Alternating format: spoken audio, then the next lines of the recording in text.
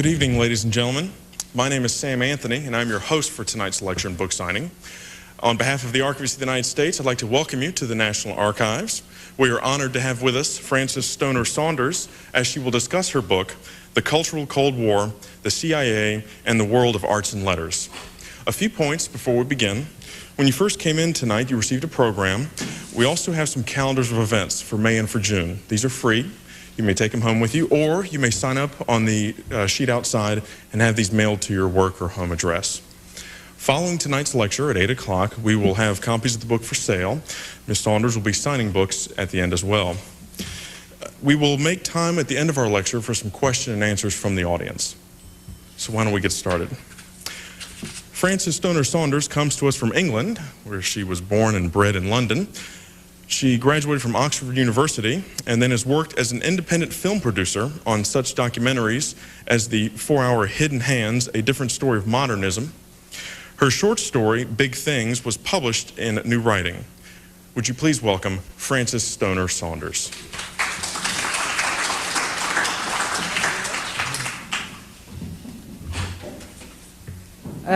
Let me start by apologizing for my slightly casual appearance, but American Airlines have one of my bags someplace.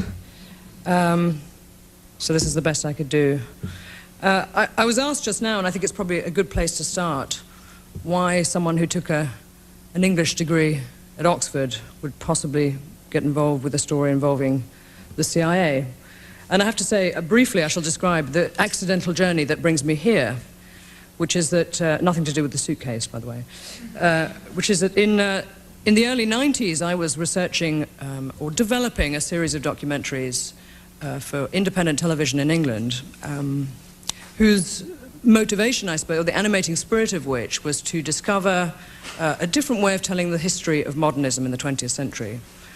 And we wanted to take art history out of the story for a while and look at the sociological or the political or the spiritual influences on 20th century avant-gardism. And in the midst of this rather kind of inchoate research, I was sent an article by Eva Cockcroft, which was published in 1974, which turns out to be a seminal piece.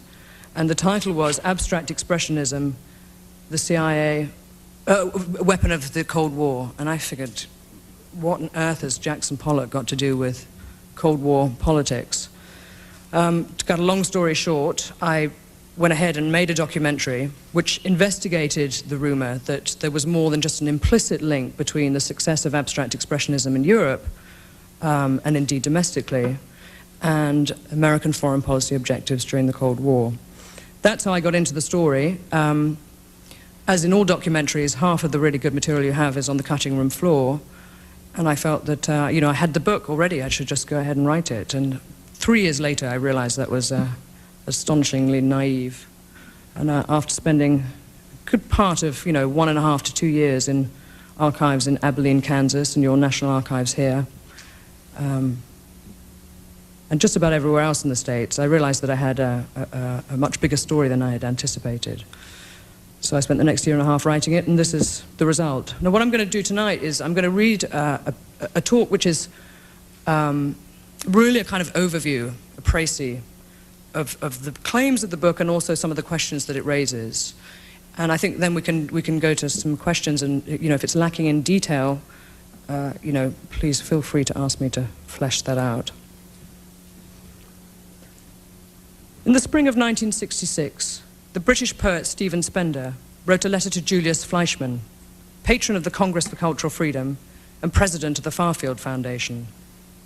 These two bodies were the publisher and financial arm, respectively, of Encounter magazine, of which Spender was co-editor. Both billed themselves as privately funded, independent organizations committed to promoting intellectual and artistic freedom. But rumors had been circulating at every literary cocktail party in London, Paris, and New York that they were not quite as free as they appeared, and Spender now wanted urgent clarification. Was it true, he asked Fleischmann, that the Congress and the Farfield Foundation were financially beholden to the American government? The allegation, he continued plaintively, was putting him in a terrible position as the editor of a magazine which emphasized its independence. After a delay of several months, during which time Spender's letter was passed from hand to hand in Washington, Spender received the reply he was hoping for. There was absolutely no truth to the rumors. Both the Congress for Cultural Freedom and the Farfield Foundation, in Fleischman's words, had never accepted any funds from any government agency. Less than a year later, the hollowness of this denial was established. Fleischman, heir to a vast gin and yeast fortune, was awash with money and had acquired the sobriquet, the Maecenas of American culture, for his abundant largesse towards the Congress for Cultural Freedom and its multitude of offshoots. But he was also legendary for his personal meanness, the stingiest rich man I have ever known, according to one contemporary. Spender, too, had first-hand acquaintance of Fleischman's parsimony.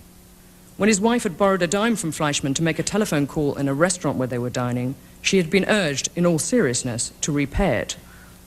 Junkie, as he was known, didn't forget his debts. The dime was certainly Junkie's, but the money he had been dispensing with such public generosity since the early 1950s was not. It was the CIA's. Fleischman was simply a conduit, part of the famous pipeline that was pumping money to the Congress for Cultural Freedom and a reservoir of other organizations which served the US government in its covert battle for ideological supremacy in the Cold War. While Spender appeared content to broadcast the denial he had received from Fleischman, others were less acquiescent.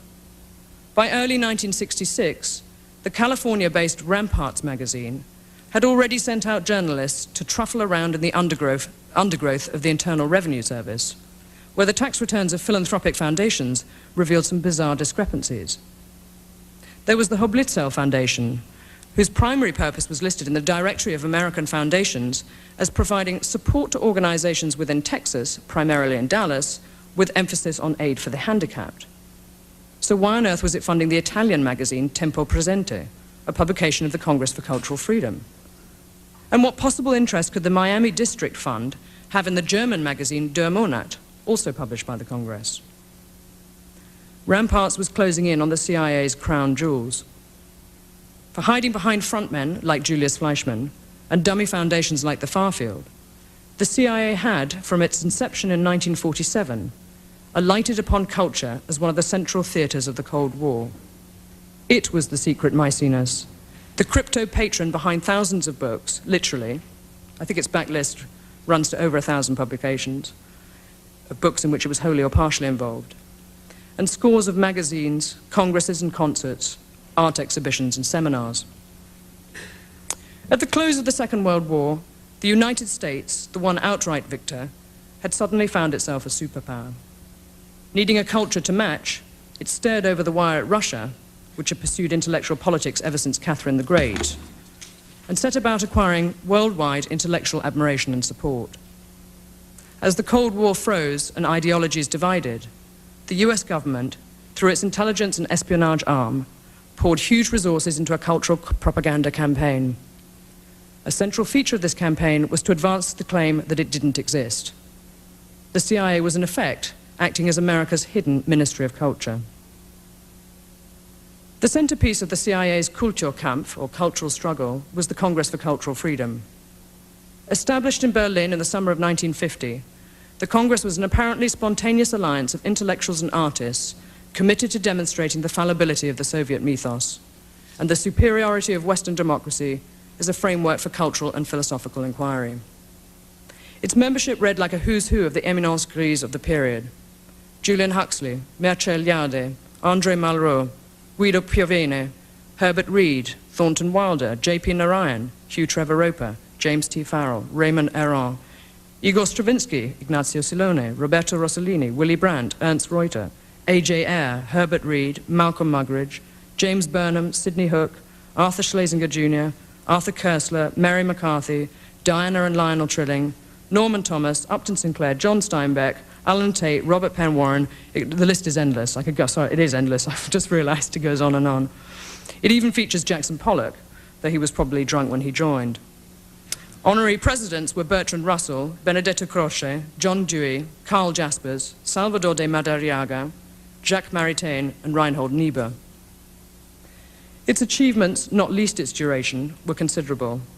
At its peak, the Congress for Cultural Freedom had offices in 35 countries, employed hundreds of personnel, published over 20 prestige magazines, including its flagship, Encounter, held art exhibitions, owned a news and features service, organized high-profile international conferences, and rewarded musicians and artists with prizes and public performances.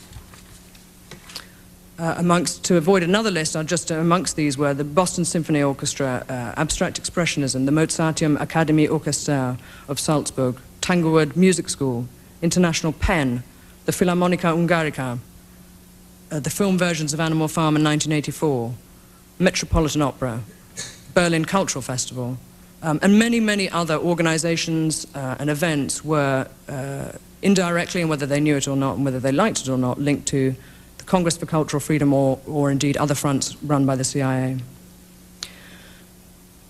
This prolific activity made the Congress for Cultural Freedom a compelling feature of Western cultural life. From the platforms of its conferences and seminars, and across the pages of its learned reviews, its members acquired an audience for their views which no other organization, except perhaps for Moscow's Cominform, could deliver. Just as Wright MacDonald so memorably described the Ford Foundation, the Congress for Cultural Freedom was a large body of money, completely surrounded by people who wanted some. For the CIA, the Congress, codename QK Opera, was the prize in its propaganda assets inventory, a register of the fronts on which it knew it could rely. Known unofficially as Wisner's Wurlitzer, after Frank Wisner, head of the Office of Policy Coordination, the nickname reveals the agency's perception of how these assets were expected to perform. At the push of a button, Wisner could play any tune he wished to hear across the world. In early 1966, word reached the CIA that Ramparts was pursuing leads to its web of cultural organizations. Richard Helms, Deputy Director for Plans, immediately appointed a special assistant to pull together information on Ramparts, including any evidence of subversion, and to devise proposals for counteraction. By May, Helms was feeding the White House with the inside dope on Ramparts as part of a campaign to smear the magazine, its editors, and contributors. Much of the information supplied by Helms had been produced from trawling through agency records. Additional dirt was supplied courtesy of the FBI. Helms, who was convinced that Ramparts was being used as a vehicle by the Soviets, ordered a full investigation of its financing, but failed to turn up any evidence of foreign involvement. After reading through the Ramparts file, Presidential Assistant Peter Jessup penned a memo with a memorable subject line, "A right cross to the left temple," which read, "In view of Ramparts' dedication to smearing the administration and the murky background of its sponsorship, one might think that some agency of the government would be pursuing the threads involved here." A week later, the magazine Human Events ran a smear under the title "The Inside Story of Ramparts Magazine." Its journalists were dismissed as snoops, eccentrics, ventriloquists, and bearded new leftniks who had a get-out-of-Vietnam fixation. Signed by one M.M. Morton, quote, "the pen name of an expert on internal security affairs," unquote, the article bore all the hallmarks of a CIA plant. As did a News Weekly piece of the same week, "Who Really Mans the Ramparts?" and an article in the Washington Star, both of which announced serious doubts about the bona fides of Ramparts, which was described as not only a muckraker, but a muckraker with a malevolent motive. The CIA did everything it could to sink Ramparts. Quote, "I had all sorts of dirty tricks to hurt their circulation and financing," Deputy Inspector General Edgar Applewhite later confessed. "The people running Ramparts were vulnerable to blackmail," he said. "We had awful things in mind, some of which we carried off. We were not in the least inhibited by the fact that the CIA had no internal security role in the United States." Amazingly, given the awfulness of the CIA's intentions, Ramparts survived to tell the tale. Just as it feared, it went ahead and published its investigation into the agency's covert operations. The magazine's findings were swiftly picked up in national newspapers, and an orgy of disclosures followed, leading one commentator to conclude that, before very long, every political society, philanthropic trust, college fraternity, and baseball team in America will be identified as a front for the Central Intelligence Agency. At about the same time, a series of articles appeared in the New York Times, exposing a wide range of covert action undertaken by the Dark Angels of American government. As stories of attempted coups and mostly botched political assassinations poured onto the front pages, the CIA came to be characterized as a rogue elephant, crashing through the scrubland of international politics, unimpeded by any sense of accountability. Amidst these more dramatic cloak and dagger exposés came details of how the American government had looked to the cultural Brahmins of the West to lend intellectual weight to its actions. The suggestion that many intellectuals had been animated by the dictates of American policymakers rather than by independent standards of their own generated widespread disgust. The moral authority enjoyed by the intelligentsia during the height of the Cold War was now seriously undermined and frequently mocked. The consensocracy was falling apart. The center could not hold. And as it disintegrated, so the story itself became fragmented, partial, modified, sometimes egregiously, by forces on the right and indeed on the left, who wished to twist its peculiar truths to their own ends. Ironically, the circumstances, therefore, which made possible the revelations contributed to their real significance becoming obscured. As America's anti-communist campaign in Vietnam brought it to the brink of social collapse, and with subsequent scandals on the scale of the Pentagon Papers and Watergate, it was hard to sustain interest or outrage in the business of Kulturkampf, which in comparison seemed to be fluff on the side. History, wrote Archibald MacLeish, is like a badly constructed concert hall with dead spots where the music can't be heard. What I've attempted to do in this book is to record those dead spots. It seems to me that it's the duty of historians to seek a different acoustic, to look for a tune other than that played by the official virtuosi of the period. Gore Vidal, that wonderful charlatan, has described recent American history as a phenomenon where the agreed-upon facts are not as numerous as professional historians like to think, obliging them to fictionalize anew those official fictions that have been agreed upon by altogether too many too-interested parties, each with his own 1,000 days in which to set up his own misleading pyramids and obelisks that purport to tell some time. Let's not settle for the agreed-upon facts, then, but rather challenge them. This, then, in brief, is the story I've tried to piece together by wandering through the misleading pyramids and obelisks. Drawing on an extensive, highly influential network of intelligence personnel, political strategists, the corporate establishment, and the old-school ties of the Ivy League, the incipient CIA started, from 1947, to build a consortium whose double task it was to inoculate the world against the contagion of communism and to ease the passage of American foreign policy interests abroad. The result was a remarkably tight network of people who worked alongside the agency to promote an idea that the world needed a Pax Americana, a new age of enlightenment, and it would be called the American Century. The consortium which the CIA built up, consisting of what Henry Kissinger has described as an aristocracy dedicated to the service of this nation on behalf of principles beyond partisanship, was the hidden weapon in America's Cold War struggle, a weapon which, in the cultural field, had extensive fallout. Whether they liked it or not, whether they knew it or not, there were few writers, poets, artists, historians, scientists, or critics in post-war Europe, and indeed America, whose names were not in some way linked to this covert enterprise. Unchallenged, undetected for 20 years, America's spying establishment operated a sophisticated, substantially endowed cultural front in the West, for the West, in the name of freedom of expression. Defining the Cold War as a battle for men's minds, it stockpiled a vast arsenal of cultural weapons, journals, books, conferences, seminars, art exhibitions, concerts, and awards.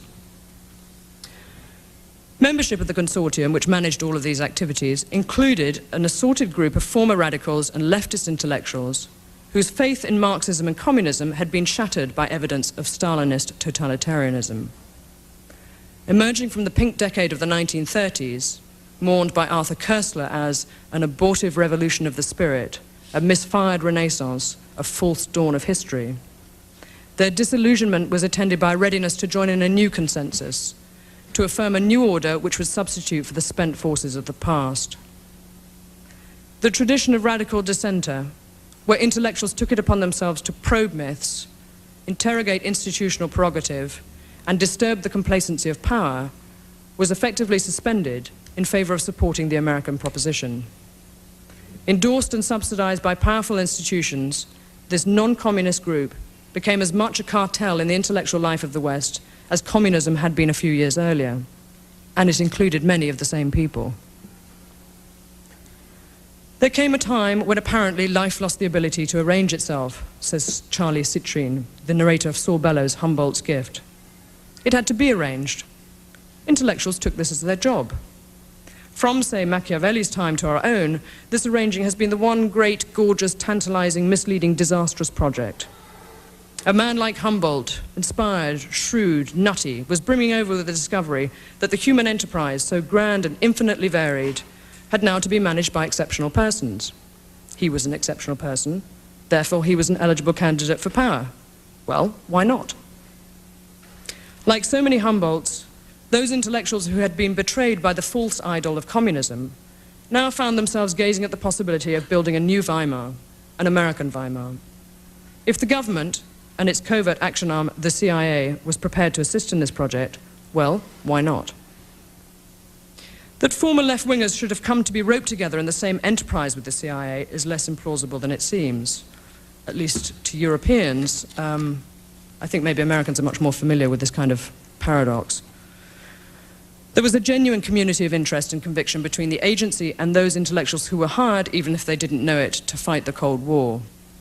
The CIA's influence was not always or often reactionary or sinister, wrote Arthur Schlesinger, Jr. In my experience, its leadership was politically enlightened and sophisticated. This view of the CIA as a haven of liberalism acted as a powerful inducement to collaborate with it, or if not this, at least to acquiesce to the myth that it was well motivated. And yet this perception sits uncomfortably with the CIA's reputation as a ruthlessly interventionist and unaccountable instrument of American power. This was, after all, the same organization that masterminded the overthrow of Premier Mossadegh in Iran in 1953, the ousting of the Arbenz government in Guatemala in 1954, the disastrous Bay of Pigs operation in 1961, and the notorious Phoenix program in Vietnam.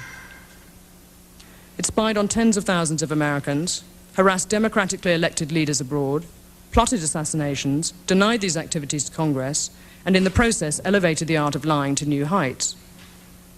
By what strange alchemy, then, did the CIA manage to present itself to high-minded liberals like Arthur Schlesinger, Jr. as the golden vessel of cherished liberalism?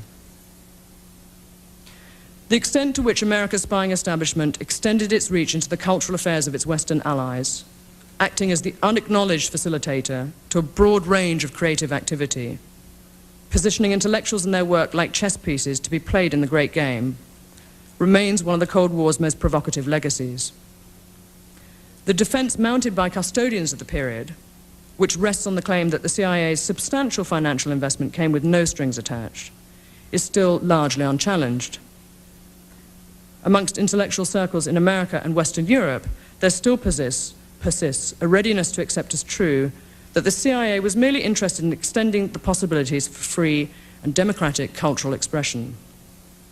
We simply help people to say what they would have said anyway, goes this line. If the beneficiaries of CIA funds were ignorant of the fact, the argument goes, and if their behavior was consequently unmodified, then their independence as critical thinkers could not have been affected. This was exactly the line peddled by Gloria Steinem. Quote, "The CIA's most important impact was that it made us unafraid to go ahead and do what we thought was right," she declared in 1967, when her own cover in the CIA-funded Independent Research Service was blown. "It increased, not diminished, our freedom of action," she added. Gloria Steinem, said William Colby, former director of Central Intelligence, has been wrongly accused of being a CIA tool in her work. The CIA only helped her and others go to foreign political conferences where she presented the kind of independent, spontaneous positions and image that is truly representative of America's freedom. I should say William Colby went on the record with this quite a way back when I interviewed him shortly before he fell headlong into the swirling waters of the Potomac, although I can assure you my interview is in no way related. He refused to go on record with this. This was said of the woman who was important enough to the CIA to be assigned her own case officer. Steinem was one of 250 students sponsored by the agency to attend youth festivals in Moscow, Vienna and Helsinki in the late 50s and 60s, and early 60s. Her relationship with the agency clearly illustrates how it moved from blank check support to operational use of its assets.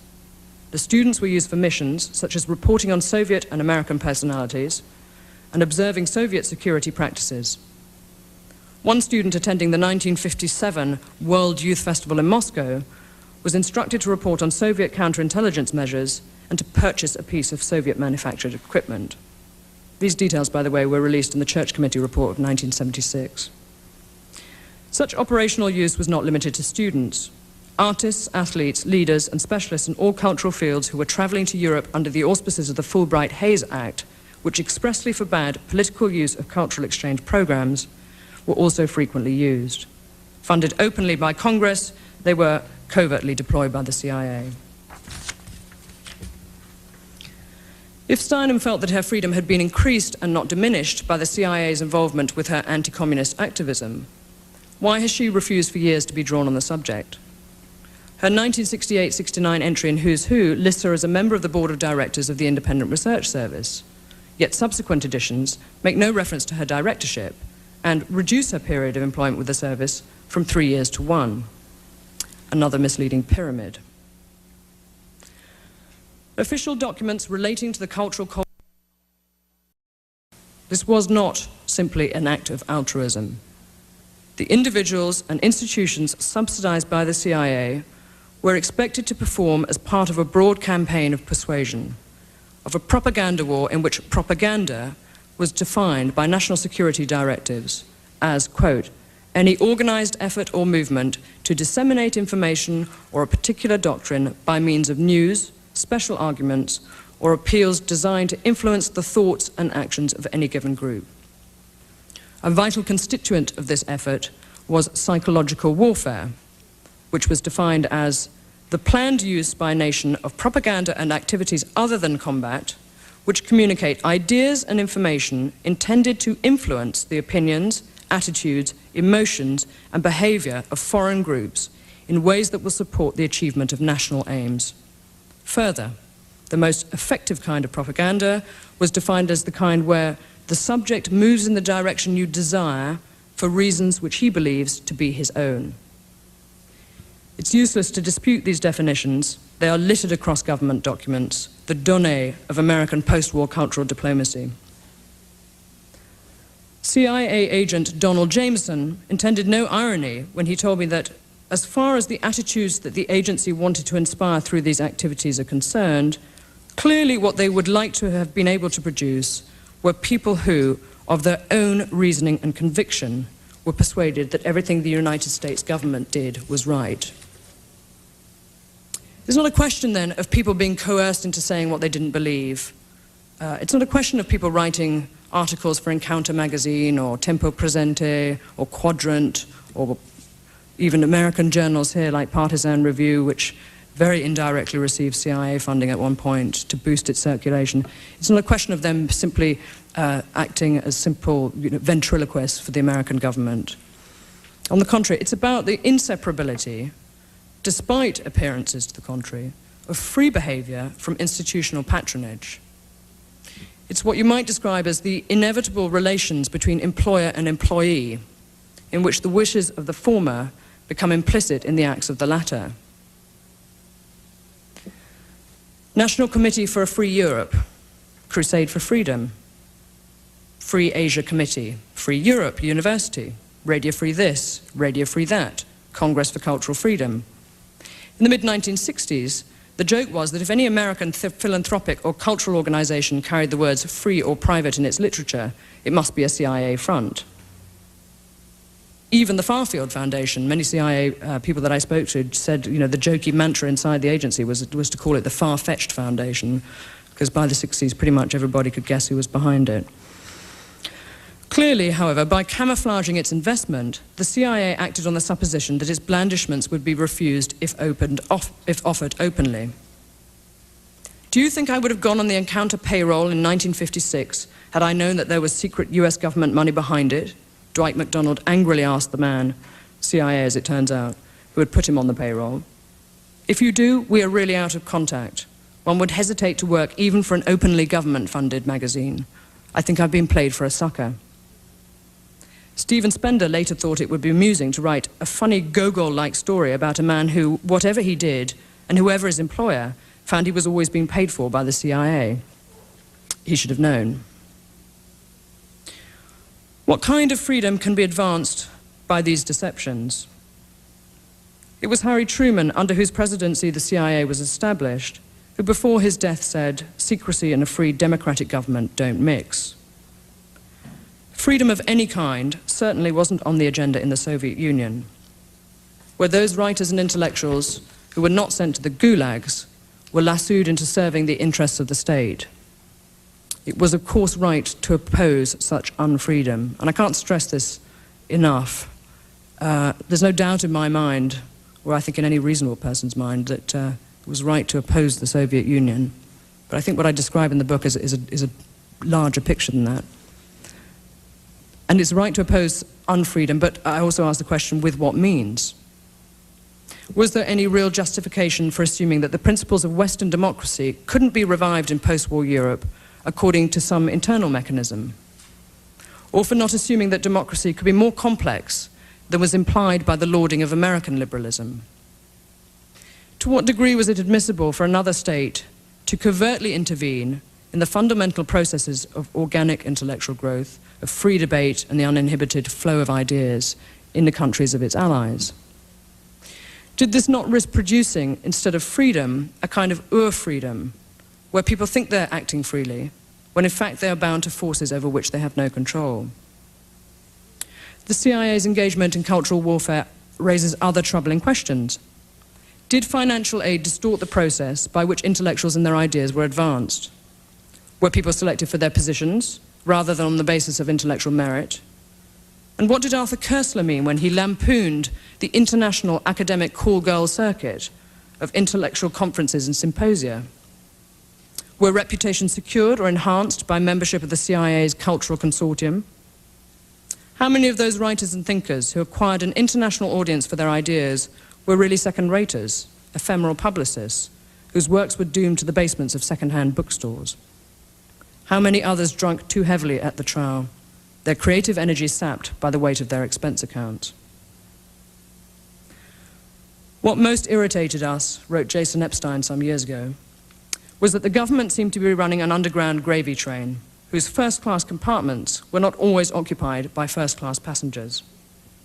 The CIA and the Ford Foundation, among other agencies, had set up and were financing an apparatus of intellectuals selected for their correct Cold War positions as an alternative to what one might call a free intellectual market, where ideology was presumed to count for less than individual talent and achievement, and where doubts about established orthodoxies were taken to be the beginning of all inquiry.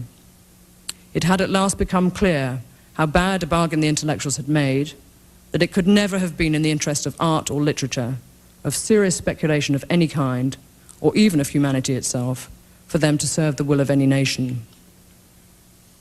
It will perhaps be another 50 years before we discover whether the CIA still exerts influence over the cultural affairs of this and indeed other nations. On the lobby wall of the CIA's headquarters at Langley, Virginia, is engraved this from St. John's Gospel: "The truth shall make you free." It's time it did.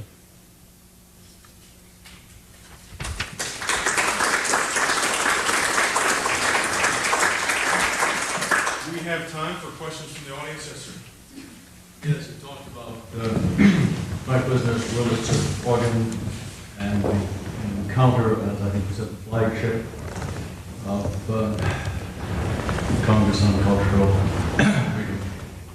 To what extent, in your research, have you turned up evidence that, number one, Frank Wisner was able to push a button which affected the selection of writers who contributed to The Economist? Number two, was able to influence the selection of articles, subjects which were treated in the encounter.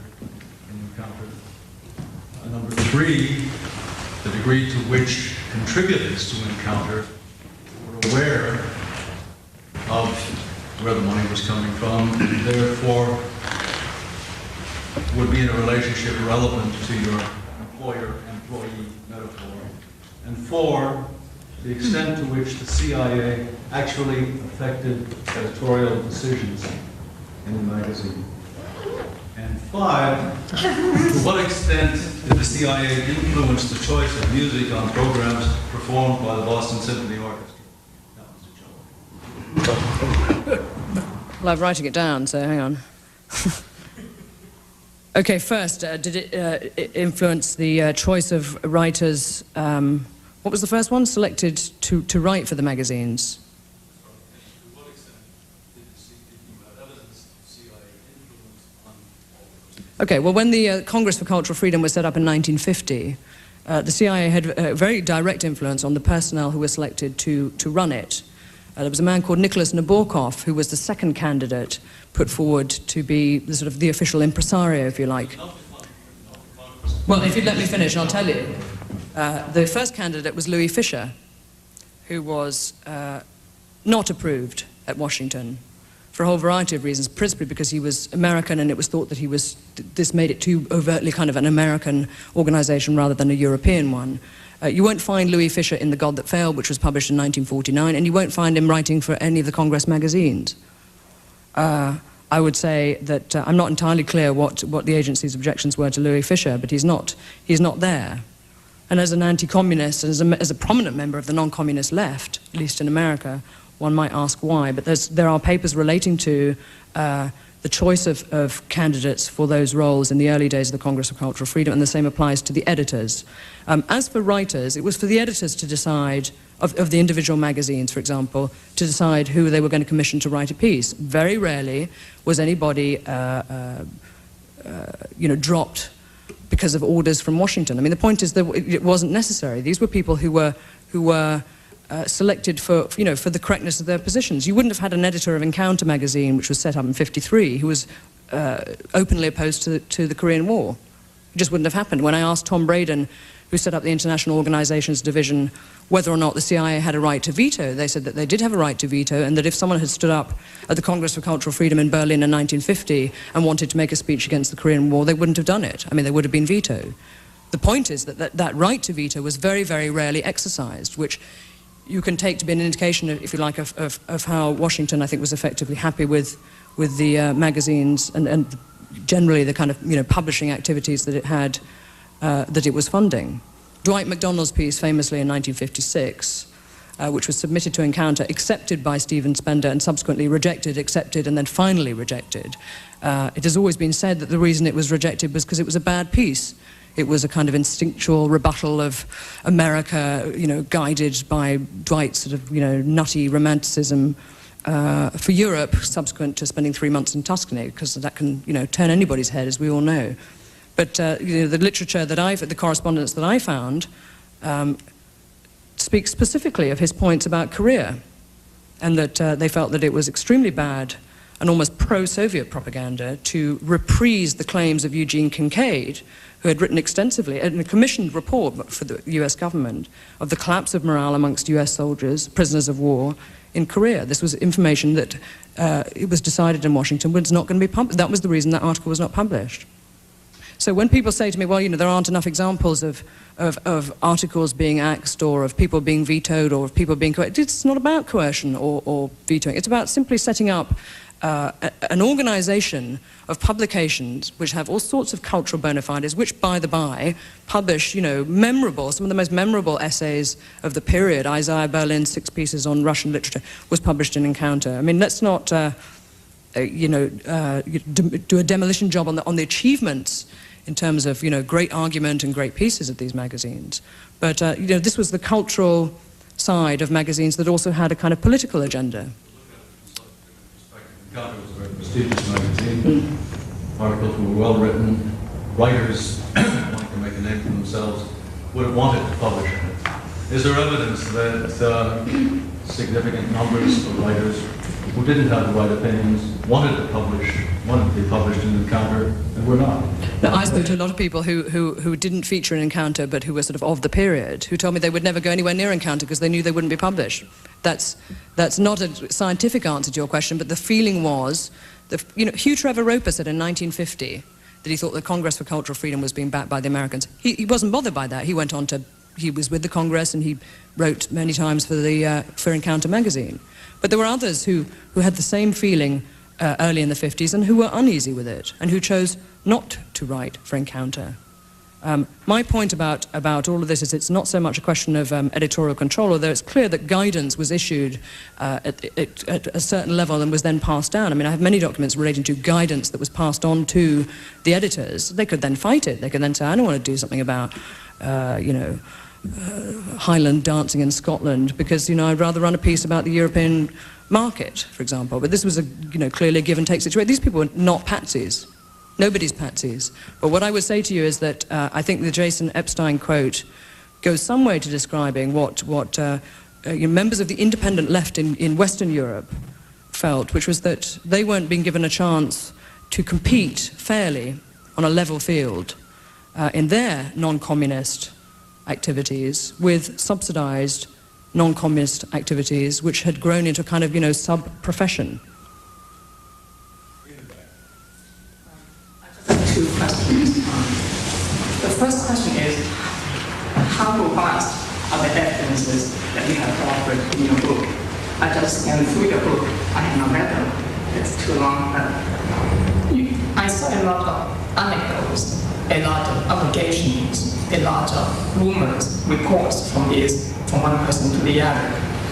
But from a scientific standpoint, I do not see a lot of robust evidences that you can verify, just like this is a chair, and I can verify to you that it's a chair by some scientific means.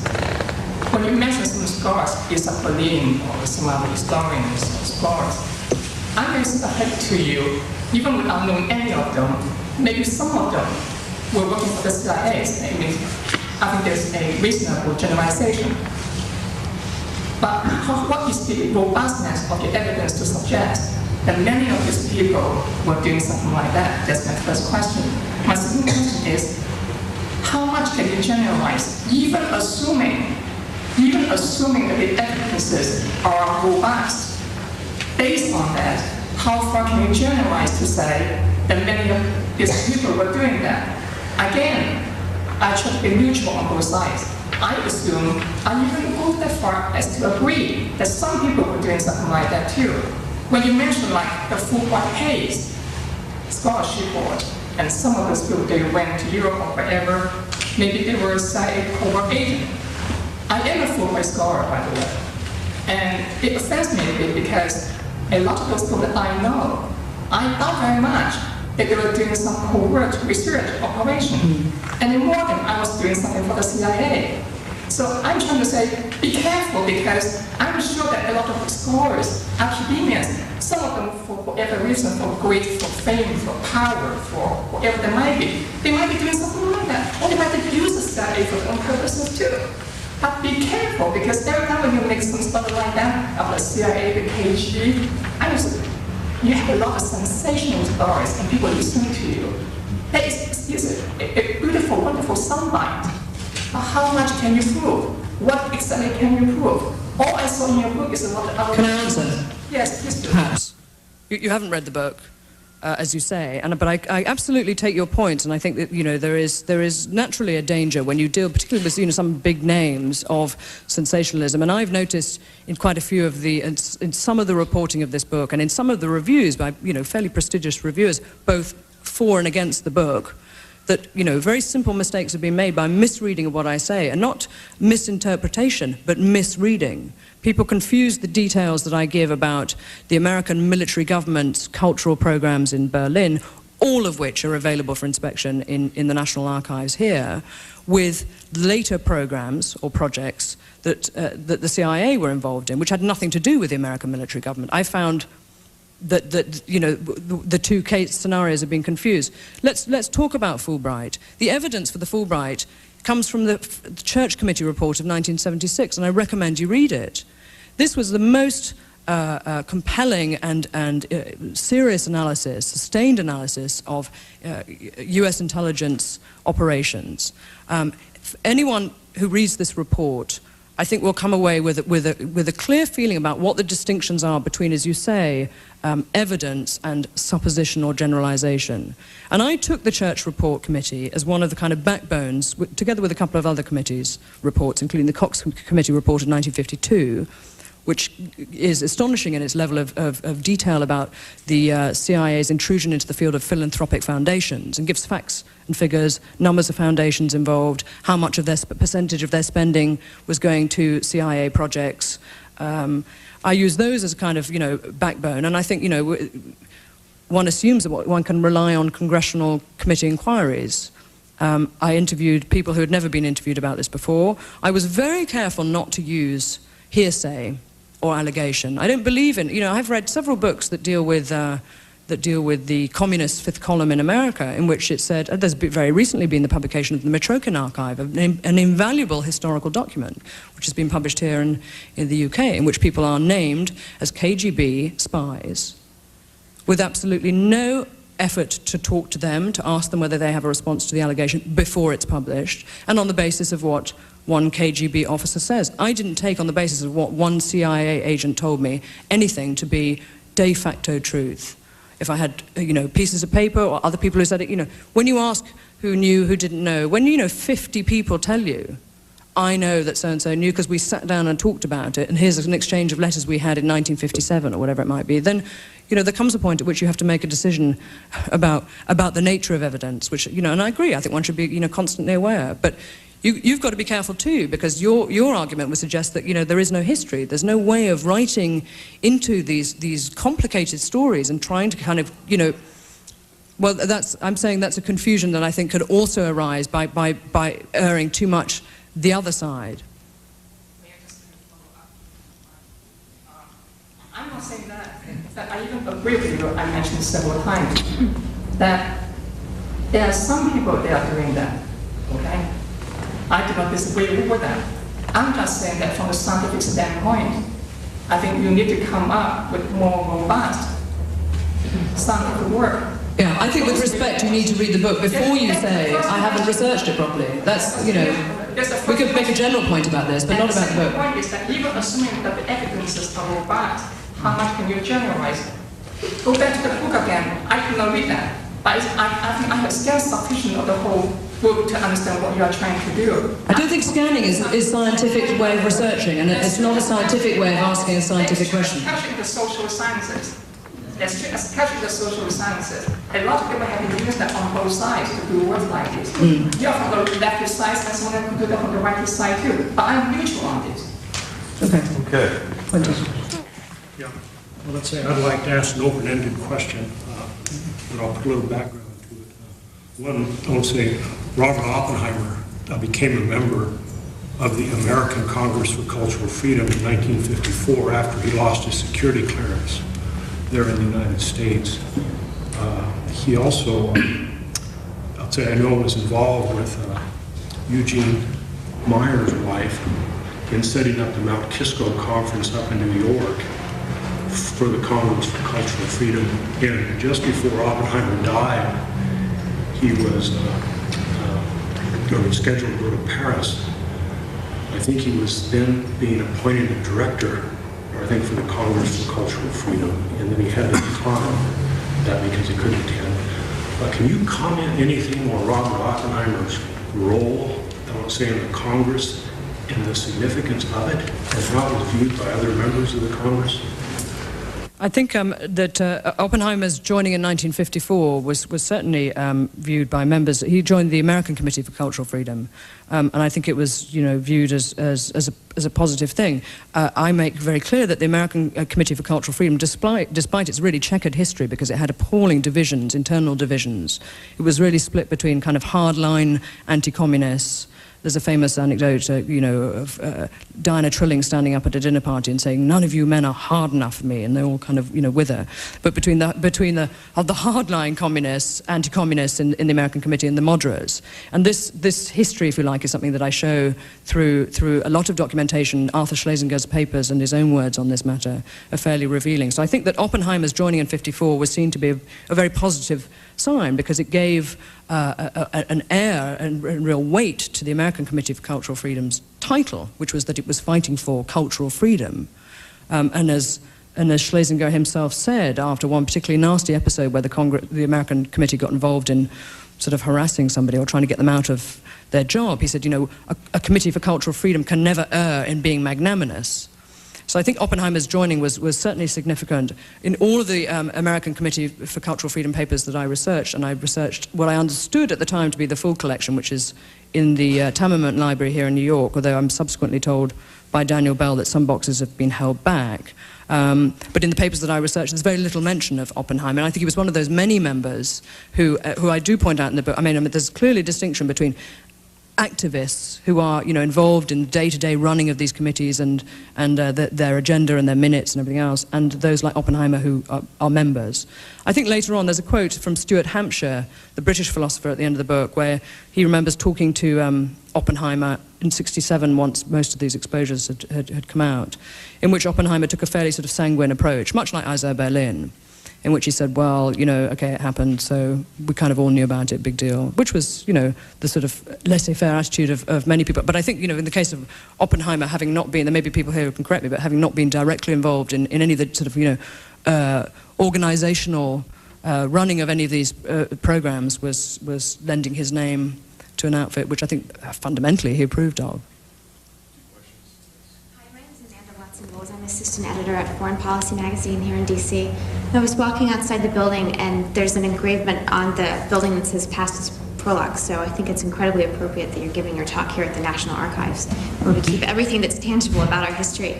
But given that background, you touched on this a little bit at the very end of your talk when you said it may be 50 years before we know if these kinds of things are still going on. But it's sort of become a cliche in cultural politics. You have the Americanization of global culture, and then you have the subsequent backlash to that, particularly in continental Europe.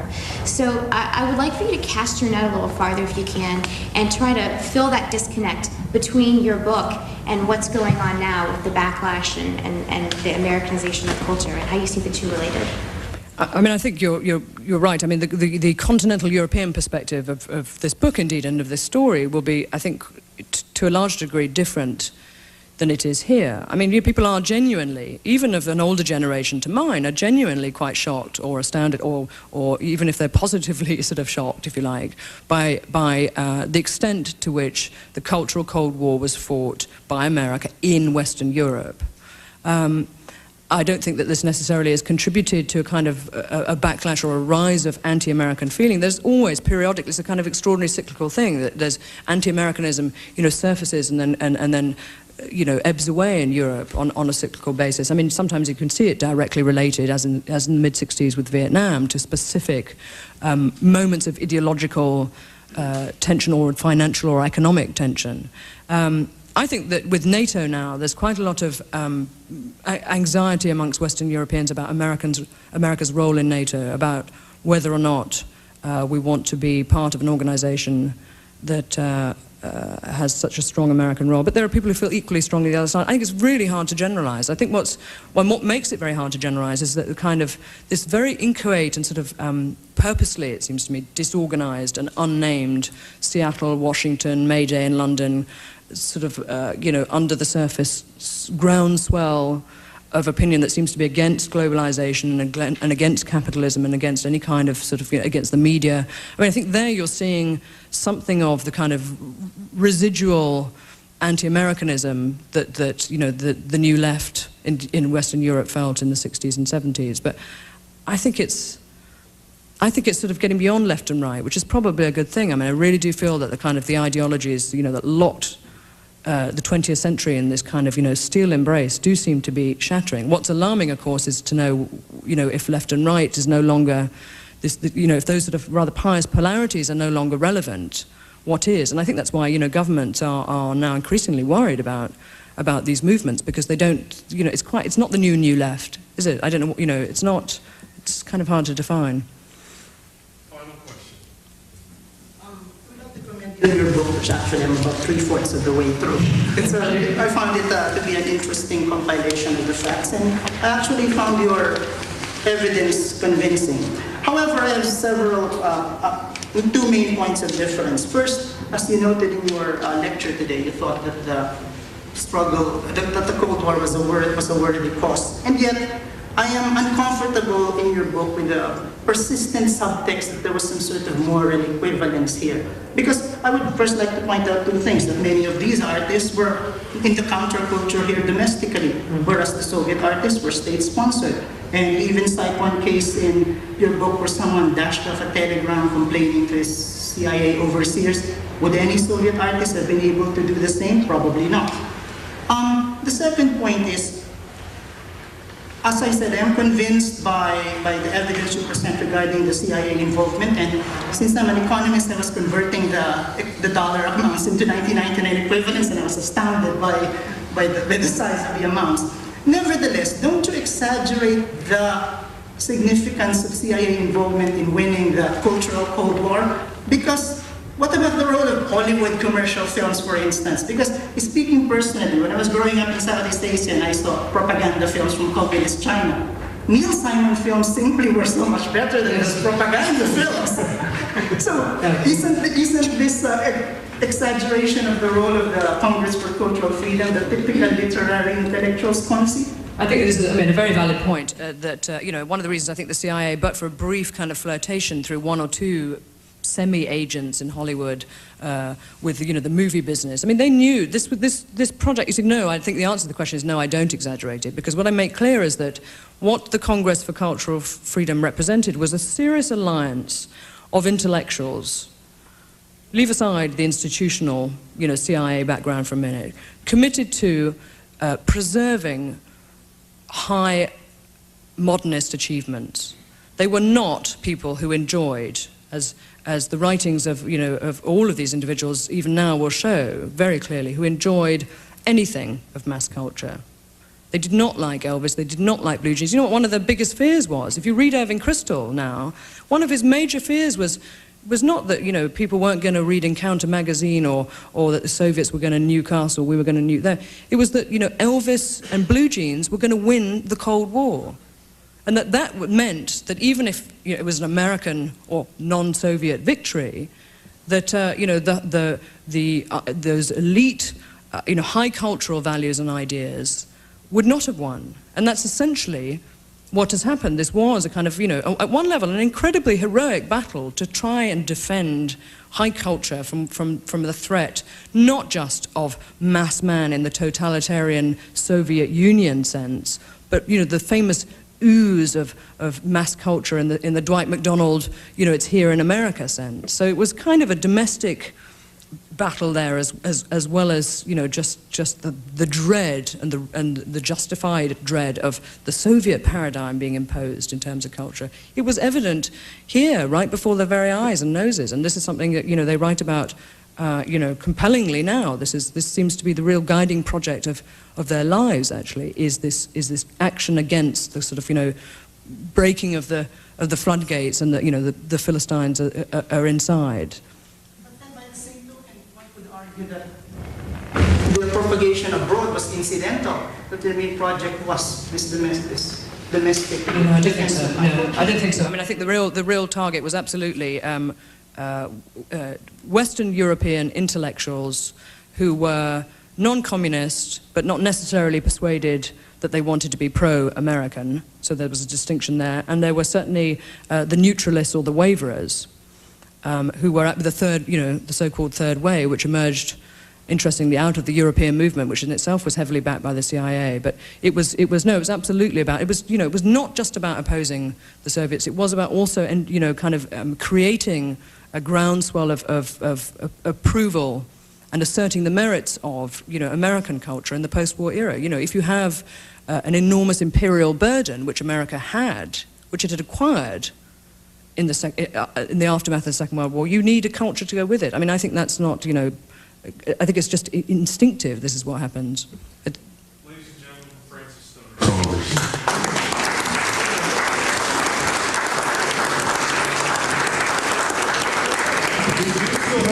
Copies of the book available, and Francis Stonor will be in the back signing copies and also answering more of your questions. Thank you all very much for coming.